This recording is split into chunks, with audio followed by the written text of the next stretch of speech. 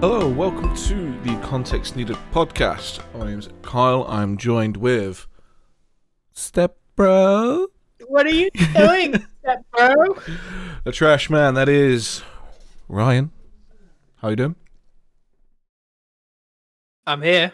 I'm That's how I'm alive. doing. I'm alive. And Currently. sadly, Ollie isn't able to make it again with us today. He's dealing with his own stuff, so we're just going to let him deal with what he needs to do. But we did want to open today's podcast with a kind of a bit of a call out for everyone. So there's been a lot of mental health issues, especially with the current lockdown. We just wanted to let everyone know, everyone listening, you are appreciated. Don't ever feel degraded because of the shit that's going on. If you need help, go out and get the help. There's nothing wrong with seeking out help. We're going to leave a... We fucking love you! We're going to leave a link in the description of everywhere where you can view this, listen to this, to a repository of contact numbers for places where you can get help for around the world. So in the UK, there's Mind UK, but I only really know UK ones. So we're going to put that in there just so that way then everyone can get the help they need. It's been shit, it's been difficult, but just understand there is help there for you and there is always someone to talk to. So just find that person you need to talk to. And with that, we're going to move on to what we wanted to talk about today, or at least start to talk about today, which was the Stonks. The great Stonk attack of 2021. What is it called? The short squeeze or something like that from what I remember reading. I don't know. I just remember watching that fucking the rich person. This is an attack on the wealthy. Oh, little baby, little baby, little baby. Are you gonna cry, little baby? I saw there was a brilliant post. I think Ollie posted it actually. I think I saw where it was just like someone saying it was just like, see, the poor people can make money with investment. And then it's just a poor person, oh yeah, if I just do this. And then it's the rich person going, no, not like that. What? Yeah. It's the eyes glow red meme. I mean, at the end of the day, when you think about it, that kind of... fair enough.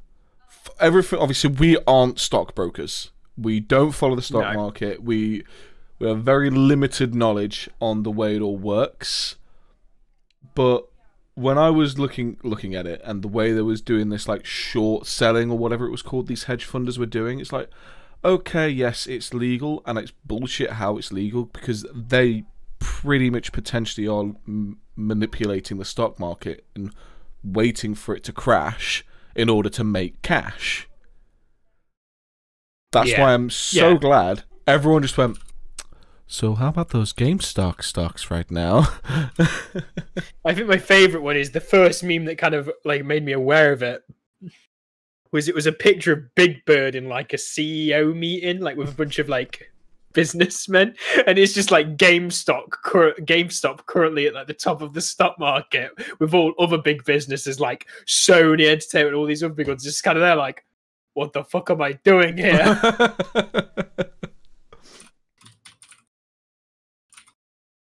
It's weird. What we really need to talk about is, just as a quick sidetrack here, I currently have 26 hours and 56 minutes until I hit 24 years old.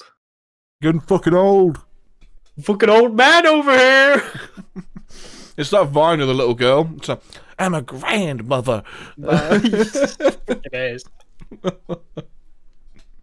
I kind of wish I'd like noticed the sorry, like that was a bit of a bounce out, but that's fine. I honestly like wish I'd kind of noticed the stock market thing earlier. Oh, so I could get in there. Yeah.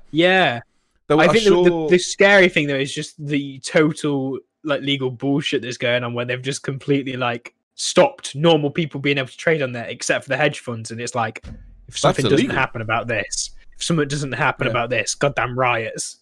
But it's like, you thought riots were bad last year. Yeah. Kill the rich. Pull the rich from. Have you all watched the last Batman movie in the Nolan trilogy? Oh yeah. You see what they did to the rich people in that? Hey, fucking do it again! I'll fucking do it again. I think one of the I was born in the darkness. one of the things I saw, it was some guy that was basically explaining it like in layman's terms as to how it's worked, and he was showing how there was a person who'd posted in the, I think it was old Wall Street Bets, the Reddit that was basically made that's aware. where it all kind of generated from. Well, someone posted in there how they had GameStop stocks that they'd accrued over time and they'd like bought over time, and I think it was something crazy like at the time he had maybe $3,000 to $4,000 worth of stocks. He'd bought a few during what had happened, and then obviously it boomed, and now all of his stocks are worth 11 million, with a projection of them at peak reaching something like $13 million in value. And he's just sell. He's just sat on these things for all this time, and all of a sudden they are going to make him a multi-millionaire. So it's a dream, innit? It's like winning the lottery. I got a feeling the lottery's a bit less. You could probably get a bit less aggression from the rich people for winning the lottery. Yeah. Well, it's very unlikely that you're going to win it as well. I mean, the only thing I've really kind of invested in is, well, you could say my pension is an investment, but I just all I want to know is my money's going into a pension fund that I will be able to take out later on. Like we've got that one at work now where they're like telling us all this shit. I'm like, mate, just make sure I've got money when I get old. Take my money, so when I can't fucking piss by myself, you can give me money. When I'm pissing my pants in a chair, I just want to know money's going to come back to me, okay? That's all I'm after. But I do like I was saying to you as well, and I think I've said to Ali, premium bonds, because you put your money in and you don't lose your money. There's no way you can lose your money. It's literally your money's in there. You can pull it out whenever you like. But it acts like a lottery ticket. Yes, the chances are considerably lower. Yeah. But if you get a decent amount of money in there, like my dad did, you start seeing stuff coming through. And it's only like 50 quid here, 50 quid there sometimes. You know, you could get $1,000 the next time. It's like, because it can go from like 50 quid to... let me take a look. Because it's on NS&I. I think a few of the guys I used to work with had something like that, and they had the maximum they could have in their bonds. So when they did, it's like 50,000. When they did earn, they'd get a big payout, but they couldn't put it back into their bond. They had to actually take it out. Yeah. You can a prize range from £25 to £1 million, and I mean, £1 million. £500,000 for me, a normal person. A couple of grand would be helpful for me at the minute. Yeah. So I mean, like, even just a couple of grand would be nice, like as a bit extra, just to boost your savings. But I mean, even then, I'd just chuck it straight back into premium bonds, because then it's just 1,000 more tickets in theory. Because basically, one premium bond is £1. Yeah. So when I go in and I've put like a few hundred quid in now. So you put like 100 quid in. That's 100 tickets. So you get from like 1 to 100, or from 2 to 200 in theory. So if you get a bigger range of numbers, then you've got a bigger chance.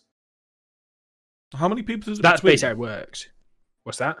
How many people is it between? Like how does the chances go, basically? Like how many tickets are there? So I don't know how many people are in it. I don't know what the numbers are for that, but because the way it works, it's like the money you put in is like an investment in itself. It's bizarre. I don't really understand it 100%. I just know I'm not going to lose my money, and I've got the chance of winning so much money. In layman's term, that's basically it. And it's like, well, I can get the money out whenever I like. So and I can also win $1 million whenever. Like, in monkey terms, it's hold my money, maybe give me more back later. Yeah, literally. And it's just giving you money for free. And it's not taxed. All tax free. The money. Except because obviously, don't say that out loud. Things might change. Don't tell the government. Don't tell the government.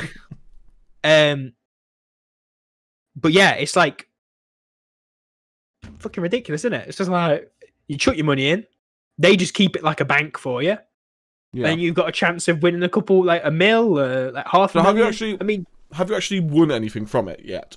Me, not yet. No, I've only put a few £100 in though. So. How long you had it? Ooh, no, you're talking. I don't know. It was like partway through last year. Okay, so what is it, like quarterly runs or is it monthly? Monthly runs. So every month you've got a chance, but the odds of winning are 34,500 to 1. So obviously it's not like better chances than the lottery. Chance. Yeah, you got better chances than the lottery, but when you buy a lottery ticket, your money's gone. Oh yeah. So this is basically me. I'm in for this lottery every time I think, and I've got more chances. They can't take the ticket away from you. Basically, you've always got the ticket. Basically, no, that's fair enough. So I put that quid in. I've always got that ticket. Yeah, that's the theory. So yeah, I could go and win the lottery before this, but I mean, it's just saving money. I mean, it's just like it's better than keeping it in my bank and having no chance of getting anything except for like the shit interest rates they give me. Yeah, that's always the issue. I mean, I've used savings accounts because we used it for back when we had the wedding, because obviously people would like family members would give us money towards the wedding, so we just made it all go into a savings account, so that way then we got not much, but it probably gave us a couple of extra quid, which maybe paid for a tiny thing here for the wedding. But it's like now we've got, so with me and the wife, we have solo accounts, so we have our own accounts, then we've got a normal joint account, which no, it's not a normal joint account now. We've just got a joint account and then a savings joint account. But because the bills for the house come from my bank account and the joint account, we was able to turn those into rewards accounts, and basically those accounts basically just mean, as long as you use this much money on direct debits out the accounts, you'll get £4. So I think I have to say, I want that money now, but I just haven't. And it's probably accrued not much. It's probably maybe like what, 60 quid probably by now. But that's 60 quid I've got just for using my accounts as I normally would have been using them anyway. It's 60 quid for free, isn't it? Yeah. I think that's the thing, is you just can't complain about it. It's just free money. Is, when you actually look at it, okay, yes, technically it's not money for free, because I'm having to spend money to earn the reward, but that's money that I would have already been spending anyway. You're already spending it on bills. So because mine's with NatWest, but I've always been with NatWest since I was a kid. Because I actually remember this. This was quite funny. So my mum made me a Lloyd's TSB bank account back when it was Lloyd's TSB, and I had that when I was, well, like, like you can get we can make you an account for your child, so that then if you want to put money in there for him as they grow up, blah blah blah. It was one of those. Then when I turned, I think it was, what's the age? There's an age limit for when you can get like an actual like debit card. I think it's 16. I think it's either 14 or 16. I think. Is it 14? I can't remember the number. Let me Google. Yeah. Debit card. So age. Reach that age, and they 16. 16. Okay, reached that age, and they never sent a card. And it was like, well, how am I meant to use this account now? Because this is actually going to be an account that I'm going to use. I need a card. We ended up going to them, talking to them, and then I don't remember exactly what happened because my mum dealt with most of it, because obviously I was still pretty much a kid. Ended up going to NatWest, and I'd been with them ever since. I then found out when I went to work for Experian, I got free access to their credit expert thing. So I was looking through my account, just seeing, because now I knew how to read credit reports. So I was looking through my account, seeing what was there, seeing what was missing, blah, blah, blah. And I saw an active Lloyd's TSB standard account with 2 Was pence anything in it? With 2 pence in it. Woo! That interest rate! Because it was probably just like 1p in it when it was just forgot about. I thought it had been closed. So I was like, what? Why is this account open? And then I looked at my report, and it was actually the best bit about it wasn't the fact I got 2p. The best bit about it was when I read my report and used the knowledge I'd learnt about reports. I was looking and going, if I close that account, my report's going to look better. So let's go close that account after work. So I went and closed the account, and the guy was like, "So there's 2p in your account." I was like, "Yeah, I just want to close the account." Charity, bitch. I was like, "I just want to close the account." I was like, "Oh well, we're going to struggle to close the account because because it's the end of the day, or there was some reason or something that they didn't have 2 pence." I literally said to them, "I don't care about 2p," and he was like, he was adamant. It was like, "No, we have to give you what's from your account. Like legally, we have to give you what's from your account if you close it." I was like, "Why do you have to physically give it me? Why can't you just give it, like, donate it or give it to charity or put it in a charity box or even transfer it to my new account?" And he was just so cagey about it, like he was trying to clutch at any kind of straw for me to not. They were trying to. Because the thing is because it's keeping an account with them. Yeah, they want like, that number. The thing is, though, that number means nothing because the account wasn't used. The only time banks actively want accounts open, it's just numbers, though, innit? It'll probably for him. It'll be we don't want to see accounts closed to certain aspects. It wouldn't be his targets for keeping an account open. It will probably go on the record that the account was closed at that bank. That bank, yeah. And that's probably why he was getting cagey about it.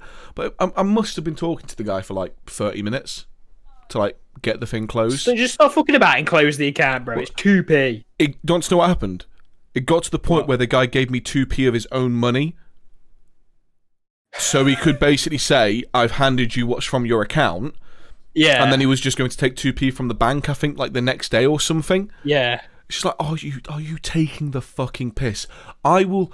Oh, you've given me 2 pence. Thank you very much. Did they have one of those, what's it called, tins in there, like the charity ones? Because I've just taken the 2p, put it in there and been like, there you fucking go. Because I would have done the exact same thing. Because it was the most surreal experience where it was literally like, "I don't want this." "Oh, well, we need to give you this thing." I said, "I don't want that either." "Oh, well, you've got to keep them both then." It's like, I don't want any of them.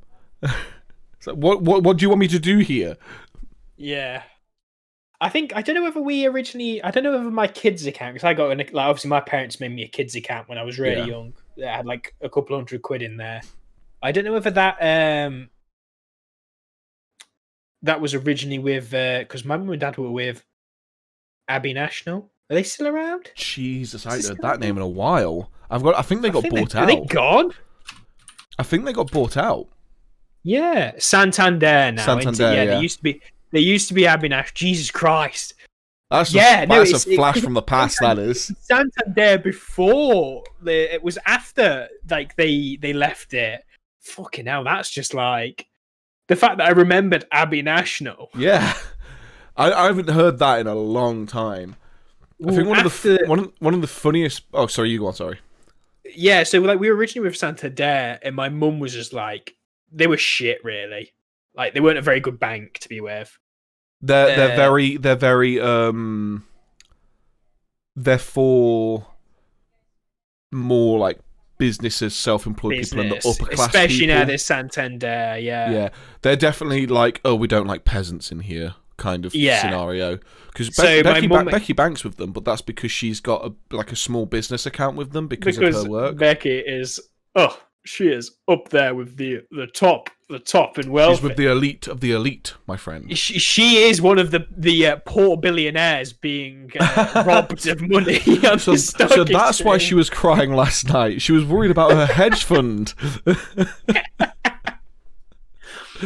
Yeah, no. So my mum left there. My mum was just like, "Right, we're fucking out of here because they're shit." So they left and they went to Nationwide. Yeah, and we've just been with Nationwide ever since. I've never had any problems with Nationwide. I still had then my mum made a savings account for me, had like a couple £100 in it. So I went in when I was 16, and my mum was like, "Right, you're going to get a job. You're going to need a bank properly setting up." So we went in, sorted it all out. So I've got just a standard kind of bank with them. I've then got a savings account, which I should probably try and upgrade. And then I also took out recently, maybe 2 years ago, a year ago, I took out the help to buy ISA. Yeah, So I think we've got. I think that's basically what one of our savings account was, is the help to buy ISA. It's the one where you can chuck money in, but you can't take it out. Oh, that one's not ours then, sorry. Yeah.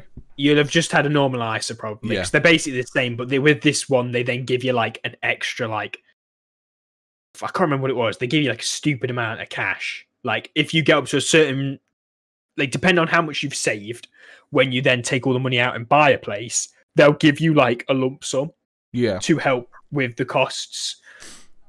So they'll probably completely done out of the because, question not to do it. Yeah, they've probably done things like that because, let's face it, there'll be a lot of new buyers where they'll save enough for that initial like deposit, but then as soon as you sign for the place, they'll forget. Oh shit, stamp duty, tax, moving costs. Basically, where the conveyancers are robbing you blind for them to sit there and do fuck all. Because, right. I worked at a conveyancers. Is that what you call a like what is it? Retail place for houses? What they call? No, it's not. No, that's a I know what you're on about. You're on like Robert Ellis. Yeah. You're on about like the housing agency. Yeah. No. These are the guys that they run through with like, and then they sort everything out in the bank. To like do like the legal side of stuff. Yeah. These guys are quite possibly, like, obviously I've only seen one business, but I am willing to take the hit and like just bet that every other one of them is exactly the same. They only want your money. They don't give a fuck. Of course. It was the worst place to work for ever. I despised it. It was just fucking shit. They just want your money. Honestly, one of the guys, the manager in the office that I worked at, goes, so what we're trying to do is up the prices and do less. And I'm like, that just, that's greed. Yeah, I'm like, no wonder we're all struggling to buy houses now. I've got a feeling greed is probably a bit of a lower class word for you, so let's use the correct word. That's fucking avarice. I fucking hate how places will do that kind of shit, where it's just like, we're going to charge you more, but we're not going to actually, do anything more about it. And I know Becky's parents had to deal with a load of shit with getting their new place because obviously this slow. Everything's so slow. The solicitors are always really slow. In fact, actually, fucking they had the agreement. It was all agreed. They hadn't had like an official signage, but there was a proper verbal agreement that yes, this is okay now. So in technically law, verbal agreements still count as contracts. It was going to be their house. The house should be showing as sold. They didn't put it as sold on the internet. And they'd put a new sign up outside the house saying for sale. And Andy went round and ripped it out the floor. So I fucking do it. So he honestly, the housing market. He ripped it out, bullshit. And then when he called them the next day, he called them like, I'm just a bit confused because we've all agreed, us and the holders have agreed about the price and that we're going to have it and all that, but it's still showing us for sale on the website. And I just went round and there was the sign. It looks like a new sign, but it's been ripped out of the ground. Is this something I should know about? Just like basically like, don't you fucking dare. Honest to God, like the whole entire housing system at the moment is fucked. Completely fucked. The idea that we're building new houses at a rate of knots, yet prices are still not going down, is bullshit. There's too many people who are allowed to buy houses and then rent them out. Yeah. Renting flats, yeah, fine, whatever, it's a flat. I don't really want to live in a flat permanently. I don't think anybody really does. It's not. Some people, yes, maybe, but that's not how it works. And maybe in the cities, yeah. Well, this is the thing with rent. Like at the end of the day, rent will always be an option, and it's weird when you look at it because if you look at it completely logically, renting is the better option. not because of like, oh, I own this place or anything like that, but when you rent a place, you have the ability to just up and leave at any point. You're not tied in with a mortgage. You're not tied in with it. You don't have to worry about the bills of repairing the house, repairing boilers and things like that, because that's all done by the landlord. So like, you can literally scrub yourself clean of it. Like, oh look, the fucking walls have fell off and the roof's caved in. I can just walk away. It's not my problem. There's limitations though, obviously, with that, because if you're renting, obviously you're renting from your father-in-law, aren't you, and your mother-in-law. Yeah. With that though, it's your father-in-law and mother-in-law, so you can do stuff like put pictures up on your wall with nails, and you can do all that kind of thing. Whereas with a lot of places, and obviously you've got pets as well, a lot of places you can't have pets. You're then limited. You're limiting yourself in those ways. It's all down to the landlords, and I think a lot of the issues are not the landlords, it's the companies the landlords work through. Because the father-in-law, he has a bungalow not far from here that he rents out to a small family. Because I remember when I lost my job and I was looking for work, he went, look, I need some work done there. Can you just do some quick little jobs? So I basically repainted the fence and just tidied up the back garden. Just went and did like odd jobs, It was one of those things where like it took me a handful of days, mainly because it was boring work, and I said to him, look, I'm also just trying to find work as well, and I can't look on my computer to find work while also doing that. So it's literally like I'll do a bit of it, come home, look for work, and then the next day I'd go back up. And I was also suffering mentally as well because of losing a fucking job. But I did all that, and the thing is, they've got stuff on the walls. They've got a dog, they've got a kid. They do what they want with the place. And the thing is, he's just there like, the company he runs it through, in their contract it says no pets, no putting things up on the walls without permission, blah blah. There's all these rules, and it's just like, that's because of the agencies you work through. They're the ones that put the rules in. The landlords a lot of the time are chill. I mean, when I lived in Derby and I rented, the guy didn't go through an agency, but that's because he owned something ridiculous like 60 houses. Yeah, he's basically his own agency. He was his own agency. Business. He had 60 houses in Derby, and he would rent them by room because they were all house shares. And the guy must have been making so much goddamn money from each of these rooms. Because I think I paid some ridiculously dirt cheap. Like, I think I paid £65 a week. That included bills. That included council tax. And I had my place. And it was a £65. Wasn't anyone special. Yeah, it was a £65 a week house at the end of the day. That's the easiest way of putting it. But it had a roof over my head. I didn't have to worry about the bills, and I had all that. And he was the same. I needed to get internet. I wanted Virgin. We had some issues where we was trying to find the cables, and I had a technician come out. The technician looked about 12, which was quite funny. You get that a lot nowadays. And there was they're like, are you really qualified to do this? Well, there was so many of the what are they called? The ones you screw in, they've got the pin. Coax, that's it. There was so many coax cables throughout that house because of all the different people that lived in there and all the different connections. So we actually had to follow a coax from the entry point outside the house, follow the cable to where it would have a junction in the door just under the stairs. We had to test that, make sure they were all good. Luckily, no one else was in the house at this point, to find which is the correct signal. Follow that. Luckily, it went upstairs, and we saw basically what happened is the coax went up to the stairs to one point where it worked, but then the coax went over one door and under the other, and that was meant to be the one that would technically go into my room. But there must have been a door change or a change in something where it had crushed the coax. So that he had to go from the point where we saw last, back over the door, over the other door, and I said, I want it in my room, I want it on my desk. So he just went, well, the only way we can do that is drill him through. Is your landlord okay with that? I was like, yeah, because I asked him, and he literally said, it's fine, because it'll have a cable in there for the next person. Because he's not planning on selling it off thingy. And even if he is, he's been doing it this long for these years. He'll then go, right, okay, I'm going to kick everyone out or have everyone leave slowly. And I'm going to do... You'd end up doing the whole house up again anyway. Yeah. Wouldn't you? And the thing is, with me having... You go ahead. Yeah, dude.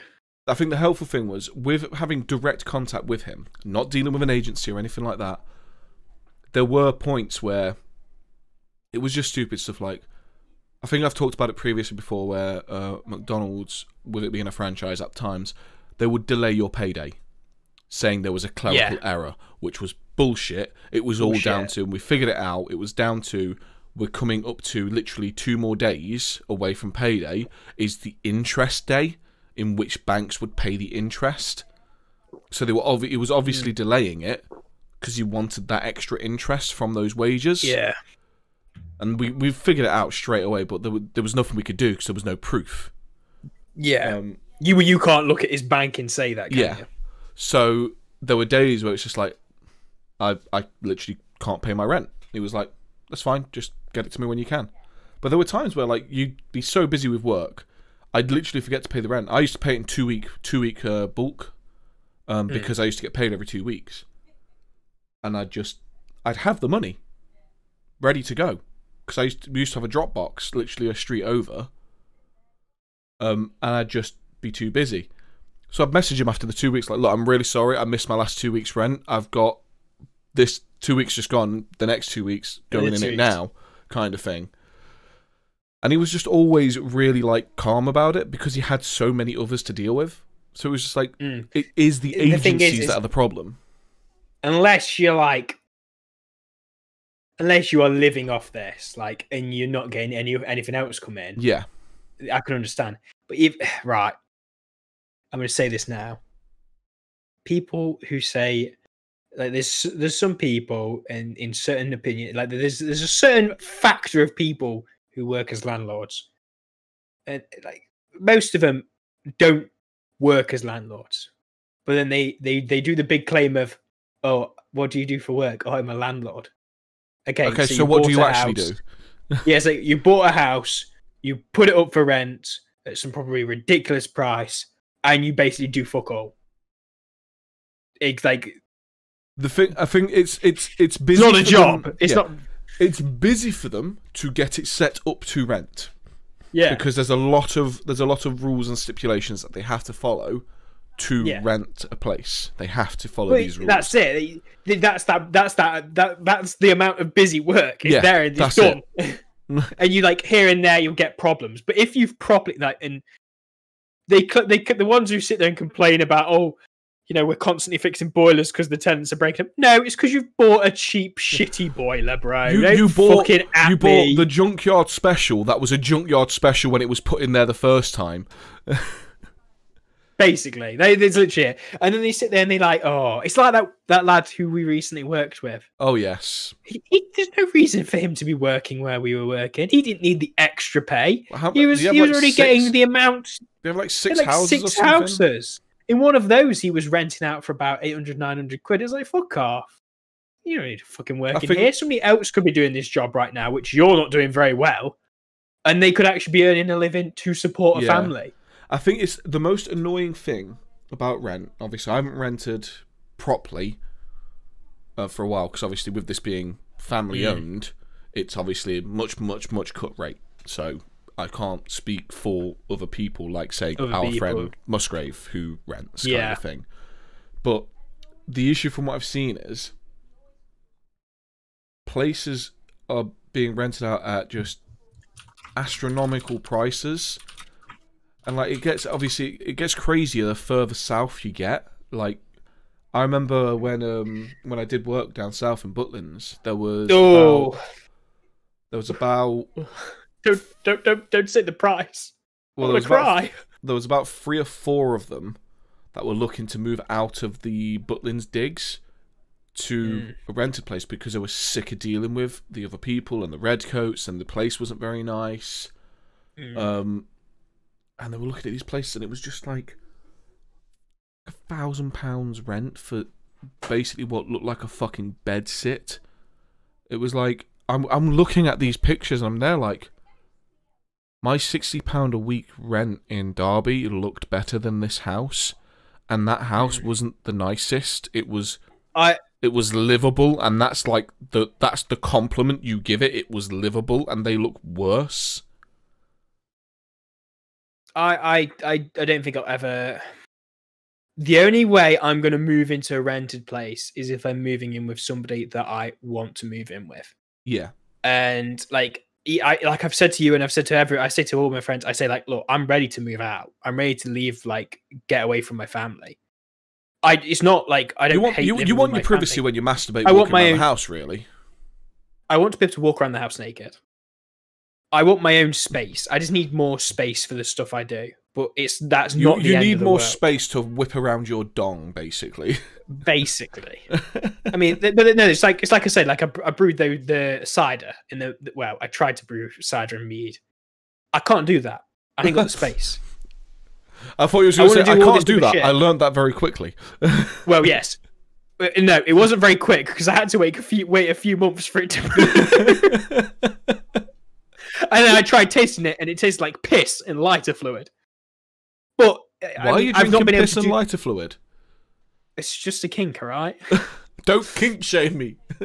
Don't kink shame me, bro.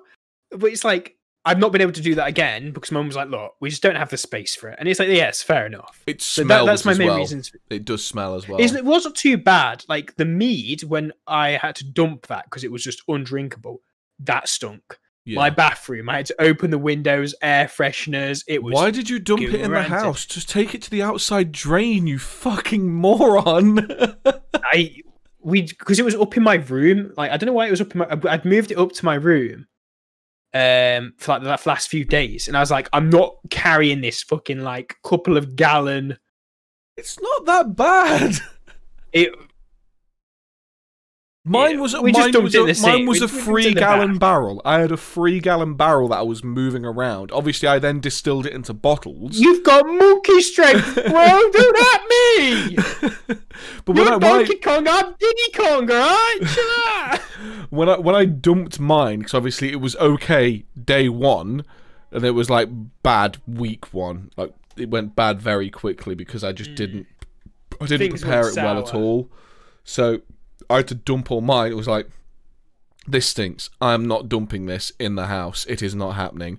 So I literally, I carried, I think I had something crazy, like maybe 14 bottles, 16 bottles, and the big bottles of it.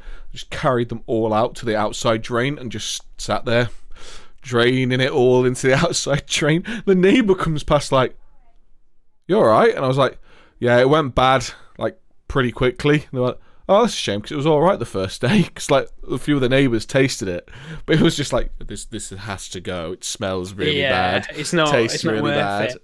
I'd like to be able to get to a point where I could do it really well, and I could actually go look, I've made some decent drinks, and then I can, you can use it. I would like to make some. I'd love to do like an IPA or something, because the last one I did was literally just bog standard beer. Yeah, I think it was literally called. It was literally called cerveza. It was just it's meant to be a Spanish style refreshing beer lager type thing, and I don't want to mess with that kind of bullshit now. I'd prefer to go and make like an IPA or a pale ale, a real kind of ale. Thing.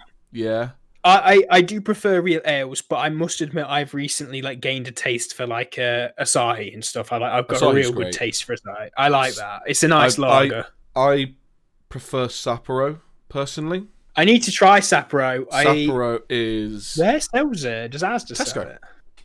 Does Tesco sell it? Yeah. I might have to make a nip to Tesco at some point on the way home from the work. The only issue with it in Tesco is it's never, and I mean never, on offer. It's whatever. Yeah, you can't get it in crates. You can't get it in multi-packs. It's like £2.40 for a can or something like that. Yeah, it's. That's the reason why I don't think it sells as well. It is pricey, but it's so nice. The cans are quite pricey for the small cans are quite pricey for Asahi, but that's the better one because that's brewed in Japan. Is the bottle And not it brewed in tastes- Japan? The bottles are from Spain, mate, Really? or Italy now. Yeah. They're from I Spain did or not Italy. know that. And- I'll have to and- try the and can you then. You could tell the difference. I was Yeah. there like, and there's something about drinking it. Well, I wouldn't drink it Out from of the the can can as well. I wouldn't drink it Oh, from I the drink can. it from the can. I'd pour it into Yeah, a I drink glass. from the can. I don't... I'm like every anime ever where they've got it. No, I Yeah. when I'm drinking beer, I always try and prefer to drink it from a glass. I'll always try and pour it out into a glass, because when I'm drinking like soft drinks like this, it's the metallic tinny taste doesn't bother me, but I find the metallic tinny taste can affect the taste of the beer too much for me. But I probably will at least drink the first one from the can, because I was drinking Asahi from the can in the hotel when I was out there, because the vending machine literally just around the corner from my room had cans of Asahi. I'd like to go to Japan and drink. There was the Asahi standard and can. stuff, like- There was like the standard cans like this. Then there was like the normal beer cans we have over here for our normal beers. And like then, the large ones. yeah, the standard like ones you get for like Foster's or Carlsberg. There was that size. Yeah. And then there was the super size. the big one that was Big. that was like double the size of the standard beer can we have over here. Yeah. And it was like, oh, you fucking know I'm gonna get that big boy. The big boy right there. I part of me is like, because my mum, part of me is regretting my choice to be like, look, I'm not drinking or eating shit this year. I'm still doing it. I'm You gonna just at do it on least make it select to half a days. year. I'm at least gonna get. No, I'm gonna do it. I'm gonna do it. I've said I'm gonna do it. Like, it's just I've said I'm gonna do it, so I'm gonna do it now. I can't not do it now. I've bigged it up so much. But my mum had some mini eggs. Yeah, the issue is when people say this stuff, where I'm just gonna do this, you're putting so much pressure on yourself, where you make it insurmountable at times. Like, there is nothing wrong with having cheat days here and there. There's nothing wrong with having like one cheat day a week or one cheat day every 2 weeks. I think it's more down to the fact that I know I've done it before, because I just did it, like, you know, not thinking about it when I was working in the uni. I just want to kind of prove that I can do it again. So I'm not trying to put too much pressure on myself, because really most of the time I don't go out of my way to have a drink. Yeah. Do you know what I mean? As I don't drink much as is. Like, unless we were at work and somebody go, "Do you want to go pub?" I go pub. Do you know what I mean? But you So don't. it's like- We it's a only ever case go of, for like- one, because we'd be driving after the trams. Yeah. But I'd still have a drink. Yeah. So, but now I'm like, well, like, I've got my mead downstairs and everything, but it's just like I I'm haven't not fussed drank. I haven't about- drank since New Year's. I've not drank since. Yeah, since New Year's. I literally, my last drink was on New Year's. Like, it hit past 12 o'clock, and I went to drink another beer, and I was like, no, this is it. Like, So, I was still. and I was ready drinking- for bed. I was still drinking past that. I think I finished drinking at maybe 1:30, because I don't think I made it much more past that. I think I made it to maybe Well, 2 you all a.m. lasted longer than me, because I don't know how long. Like, it was literally just after New Year, but I was like 20 minutes after New Year's, like Eve had hit. I was just kind of like, yeah, I'm gonna sit in my room alone now. I'm just gonna go to bed. I was just like, there's literally no point. We've kind of stopped playing games. I'm like, I just want to get to sleep. Yeah, it So I was a went to weird bed. one this year. I'm glad we did the whole like get people in Discord and play games and stuff, because it did kind of help with some social I do aspects like of it. the what is it called games. They are very good. The Jackbox. Jackbox. Yeah. They are very fun. We need to do another stream of them at some point. Yeah. But yeah, like I'm just like, part of me kind of like regrets it, because it is like I do like a beer, but it's not the end of the world. So Yeah.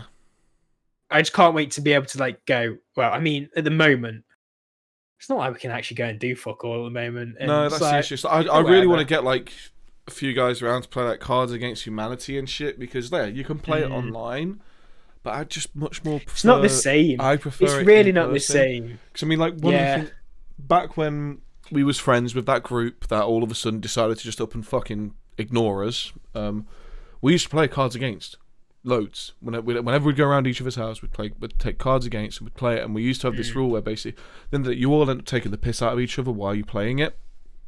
We didn't use the blank cards at all, but what we did was like, say someone like says something or like burns someone to the point where the entire room is just pissing themselves because of what was said. I we'd basically fucking love it. Well, we'd basically give that person a blank black card as like that's an extra point because you just ruined the room with ripping that person, basically. And that was like one of the extra rules we added. And like we also had the Ed Balls rule, because in the rule book there's literally just a bit that just goes Ed Balls. And then the description just says Ed Balls. So we literally had it where if you played the Ed Balls card, it didn't matter. You've got the point. Because it's yours. Ed Balls. Ed Balls. So why do they get the point? What's it? Ed Balls. Ed's Balls. What about Ed's Balls? Yeah, what about that? No, you didn't. I've not played Cards Against Humanity in time, and it's such a good game. I've really fucking loved it. Some of the my mum played it once with like my auntie and my cousin at my cousin's hen do, and they were on about some of the shit they said and how it was so dark. And I'm like, it's not that bad. Whoa, you've not even hit the hard stuff. I'm like, I make those jokes without Cards of Humanities being a thing. It's like that one was the picture of me hanging out the window with my phone, and then fucking George edited it onto that picture of this. And it's just like when you're glad you're called in sick for work. I think one of the so I've played it with obviously friends a lot. I played it with Becky's family and her grandma, and they enjoyed it. And I think one of the best like family times I've had playing it was when I took it round my dad's house. So you don't have phones at my dad's house because his wife with the EMS stuff. So like always, whenever you turn around, your phones would be off. So it's not everyone is fully focused on the game. There's no one messing around on their phone, kind of thing. So it was great because everyone was invested. And it was literally me, Becky, my dad, and his wife. So, like there was the Mecha Gods, Mecha Hitler card was used. Mecha Hitler cards, yeah. My dad's a Liverpool fan, and there's a card in there which is just stating there was the disaster that happened to the Liverpool fans where like loads of them got crushed. Is it the Hillsborough disaster? The Hillsborough disaster. Was it Liverpool fans? Yeah, I'm sure it was Liverpool fans. Yeah, I think it was. I know that. I only know that because my dad, because when we went to Anfield to watch a football match, they're all their names are on one of the gates. I think there's a memorial for them all. But I used that card on one of his questions. Oh no, Hillsborough was in Sheffield. Sheffield, sorry. It's in Sheffield, but was it? Who was it? Who was playing? I'm not sure. I just remember I used that card. It occurred during an FA Cup semi-final between Liverpool and Nottingham Forest. Yeah. Oh. So I used that on one of his like question cards. I just broke him. Like it's one of those ones where it's like Cards Against is that game where you're like, shouldn't laugh at this. But I just can't help but laugh. Cards Against Humanity is one of those things that kind of gives you hope, because obviously at the moment things are just looking very dire when it comes to comedy and being able to say dark jokes. It's like, and there's people like get so serious about them. It's like, look, we understand it's bad. Yeah, that's not our we don't support it. I don't make a joke about Mecha Hitler because I think we should make Mecha Hitler. No. It's like I make a joke about it because it's fucking funny. It was there's a guy I watched who's a comedian who does a TED talk, and it was like, oh, it's just a story, that's all it is. But he was there was another one I watched where it was just basically explaining it's just like, if you can't make light of the dark times, then all you're going to have is dark times. You have to be able to make light of these moments, as harsh and callous as they sound, you have to. And it's like, I think he was talking about, like, it was either a cancer joke or a suicide joke or something along those lines. And he was doing this bit, and someone heckled at him from the crowd saying, you shouldn't talk about that, it's offensive, I've had this, blah, blah, blah. And he just, like, it must have been cancer, now I think about it. And he like turned to them because little did she know, he was also a cancer survivor. And she was like, "You shouldn't joke." "You shouldn't joke about this. I've had this, and luckily I'm in blah blah blah blah blah." And he just turned and went, "Oh well, congratulations on beating it. I also beat it, and that's why I'm joking about it." It's not even a case of that. It's like don't get me wrong. Like, yes, makes it even more valid the fact that he had it. But it shouldn't even be a case of that. No, it should be like, he's the comedian. He's paid. to be a comedian. His job is to make people laugh, and everyone but a few people are laughing. They're doing a good job. My favorite one is this Australian guy. It's like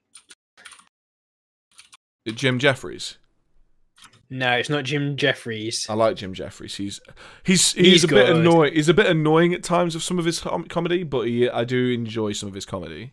Steve Hughes. He's like a proper rocker looking from Australia. I think I know who you mean. And he's like, health and safety is the restriction on our physical movements, whereas political correctness is restriction on our thoughts. And then he's on about like a guy being in his house. He's like, fucking like JLS are on or something, or like One Direction. He's like, that's it. They're back on TV. I'll be outside with a gun. I don't like them. They offend me. They offend me. I'm triggered. I'll be outside with a gun. And it's like the extremity of it, and like how people act over stuff now. And they're like, oh my God, somebody else believes in something else to me. That's awful. And it's like, yes, there are people who believe in things which are morally wrong, and they should be educated on the situation. We should try and step away from it. Yeah. But if somebody goes to you, oh, I don't like JLS or One Direction, and you like them, and you think it should be law that everyone likes them, fuck off. Well, I think there was Bill Burr did a funny one at one point. I remember watching. Bill Burr has me crying with some of his stuff. But he was talking about the Rihanna and was it Chris Brown? Yeah, Chris Brown. Yeah, Chris Brown. The Rihanna Chris Brown situation, and how obviously everyone was on Rihanna's side because at the end of the day she was attacked, and he was wrong in everything he did. Yeah. And people were like calling out how, oh, he just attacked her out of nowhere, blah, blah, blah, blah. And Bill Burr, this bit where he's just like, okay, yeah, what he did was wrong, but what I want to know was what did she do? And everyone kind of like did that low, like, oh, we shouldn't go wrong this route, and it's like laugh kind of thing. And he was like, well, don't look at me like that. I mean, let's face it, he didn't just fucking come home one day and she's there like, oh yeah, so I was thinking we could have this for dinner, we could maybe go and watch this TV show. Just beat the shit out of her. Something happened. Something led up to this. What was that lead up? That's what he was basically trying to ask. Like, he didn't just come home, she wanted a cup of tea and he swang for the fucking fences. I don't like tea! There had to have been some lead up, and that's what he was asking, like, because I think he talked about it as well at one point. Was just like he's sick of it always being the man's fault, and it's just like, yes, men are more physical, but women can hurt us with their words just as much as we can hurt them with our fists. When he's talking about just like, I wish I could just punch a bird, because he's like, women just like and. I'm not just saying we should be able to. He's not just saying we should. I just want to walk up to a random woman. He's like, punch her in the face. He's like, women know they can be assholes because we are not allowed to hit them. Yeah, but I can't go around being an asshole because if I'm an asshole, dudes are just gonna smack me because I'm a man. He's like, I wish I could be a woman so I could be an asshole and not feel the repercussions. That was a serious issue at times when working security. Because mate, that the best video I ever seen is that there's the big black dude and there's the woman starts hitting him, the little white blonde Karen. She starts hitting him, and then he just fucking she's on the floor, she's gone, and everyone's like, how can he hit her? That bitch is squaring up. Yeah, she's coming for it. She just got what she was asking for. It's the way I've always seen it is like, I'm not going to fucking attack a woman. That's not what I'm going to do. It's not. This isn't even me. This isn't even me. Like, oh, they're the fairer sex or anything. No. I'm not going to attack you because I don't want to attack anyone. No. It doesn't matter who you are. Unless you're in the ring fighting. Yeah, unless I'm doing my combat training and I'm sparring or I'm fighting for an actual fight, I'm not wanting to fight you. I don't want to attack you. I don't want to hurt you. But if you attack me, it doesn't matter whether you're a man or a female. If you attack me, I will defend myself. And I don't give a shit if you think that's wrong. If a woman comes up to me and punches me in the face, I am going to punch her back in the face. if like, look, if anybody, like, we're constantly talking about equal rights, okay?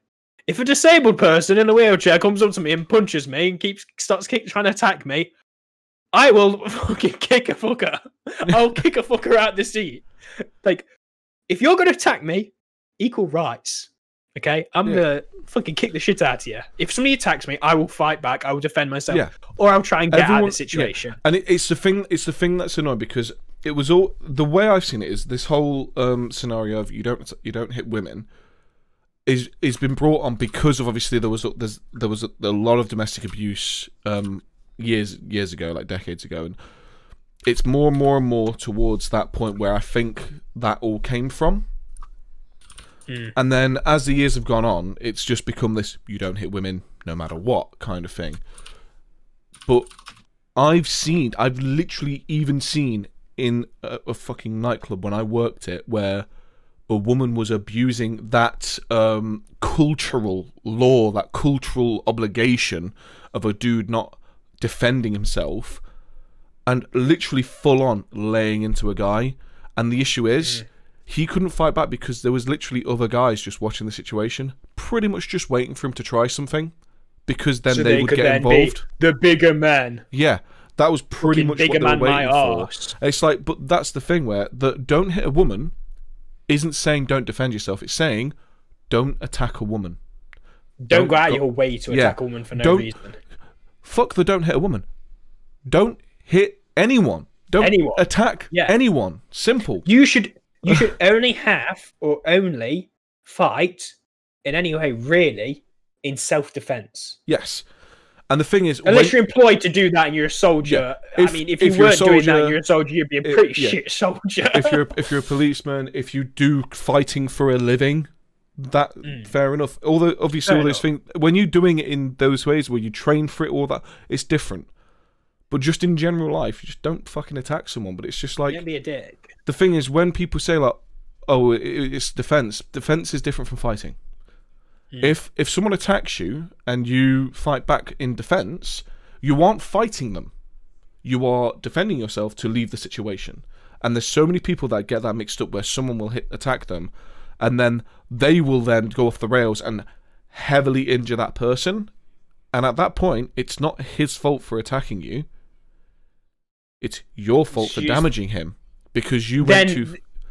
Then I kind of think there's adrenaline involved in that, and there's a lot of factors you got to think of. I mean, if you go out, the thing is, like, he was the initial issue, but if you want to try and use that I'm trying to defend myself situation, all you're trying to do is get out that situation or bring the situation to a halt. You aren't trying to hurt the other person. You just want to get out.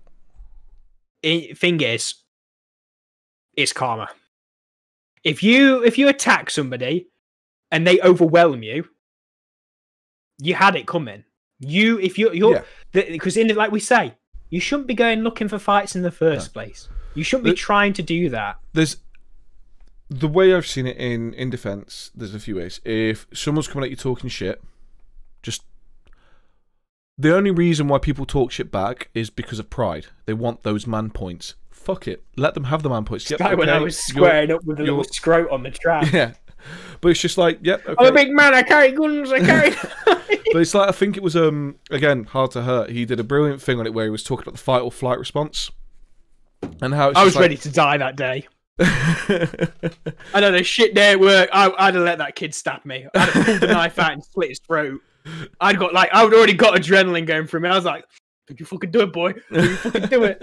And then everyone gives me the fucking dirty look. I'm like, this little shit comes on here, starts disrespecting people, acting like he's hard when he's like 5'6", skin and bones, not pure muscle. Not pure muscle. It's like this fucking shitty speaker playing some shit grime, like shit grime. I'm talking real shit grime, and he's there fucking mouthing it, going back and forth like fucking. He's got a fucking balaclava on for his face mask, and I'm just like, bitch. I will fucking. You can try and end me. I will shit in you. I will take you to places you've never even thought of. You should just do that. Like I've said with the like guy with the shopping cart, I'll usually do like a few nice attempts of stopping. I was ready things. to kick that fucking speaker off. Well, that's the what tram. I was about to say. I would have tram. literally been the whole. Excuse me, could you just turn that off, please? It's not something I want to listen to. And then the next time was like, I've asked you once, turn it off. I don't want to listen to it, or put your headphones in. Third time would be, if you don't turn that off, that speaker is being destroyed. Me and George were talking about it though, and he's like, we should buy a speaker ourselves, go out there, and then when we encounter him again, just start playing shit like fucking ABBA. Venga Boys? Because guaranteed, everyone on that tram would prefer ABBA or the Venga Boys or some other music. Just than get the shitty grime he's listening to. Just somehow get a near field monitor that you can take portably. Because what you can then do is you could literally have it full blast in front of his face, but it doesn't have much throw to bother many other people on the tram. It would just be like, it wouldn't be too loud for them. They'd hear it. I'm gonna write my own song, which will have lyrics such as, I'm a big man, I carry guns, I carry knives. Me and George, I'll get George in on this, we'll fucking do a duo rap. Just and stick with we'll ABBA. turn it into a song, Stick just with so ABBA. we can play it. Stick with we'll ABBA. remix an ABBA song, bro. Take a chance on me. Just play with Pink guns Guy. And knives. Just play Pink Guy. Shut the fuck up. Yeah, I think I'd have got even more dirty looks there. Oh yeah, definitely. But that would be perfect if there was a kid on there. But if like the kids weren't on there, I'd have. Well, actually, no. When I was at Comic-Con, I'd go around with my fucking boombox. My JBL Charge 3. This thing. Oh god, what's he get? This thing right here puts out some fucking bass, man. This thing's a unit. If I got this out, I'd just be like, yeah, we're fucking going. And start playing the shit out of this. I'd just be like, let's fucking do it. And there's all these kids singing Pink Guy with me. I'm like, yo, wait, you're like 10. Where are your parents? Where are your parents? Dressed up as Sophie Frank, running about, trolling. So good. I think on that note, we're gonna have to call it for the day. It's been been another fun one, talking trash. Monkey and Trashman stream. Monkey X Trashman. Hopefully Ollie will be returning with us soon. Like we said, he's just going through his own stuff at the moment, so we're just giving him the time he needs. And like we said at the beginning, you are appreciated. We're appreciative of all of you, so always remember fucking that. love you! And always remember there is someone to talk to. You're not alone as much as it feels like it. There is always someone there. We are going to post the link in the description of anywhere you watch this, just giving contact details for around the world, for hotlines, for places to call, places to speak to, just to get you any potential help you need. And just remember, asking for help isn't defeat. There is nothing wrong in asking for help. I've done it. I think you've done it, Ryan. I know Ollie's done it. We've all been there. We've all done it. There is nothing wrong with asking for help. Especially, like, don't get me wrong, this is for everyone, but especially to the men out there as well. It's like just blokes, because the suicide rates are just through the roof already. And I don't even want to imagine how bad they've been over lockdown. At the end of the day, asking for help isn't going to change your outward image. I was 6'4", big bloody monkey dude before I asked for help. Pure muscle! And I'm still 6'4", big monkey dude after asking for help. With a slight belly. With a slight belly.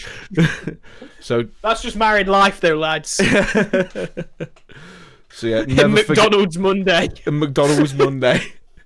So yeah, never forget there is always help out there. But with that, we're going to come to a close. If you've got any memes, shit posts, or anything like that, you can send that to us on the Twitter, which is @ContextNeeded1. And if you want to send us more official forms of documentation, you can send us an email and we'll give you all the instructions on how to post that to us, because you don't send it through the email. We will tell you where to post it to. You can just drop us an email, contextneededuk@gmail.co.uk. But with that, thank you all very much for watching or listening, and we will see you again next week. Bye-bye now. Have a wonderful time.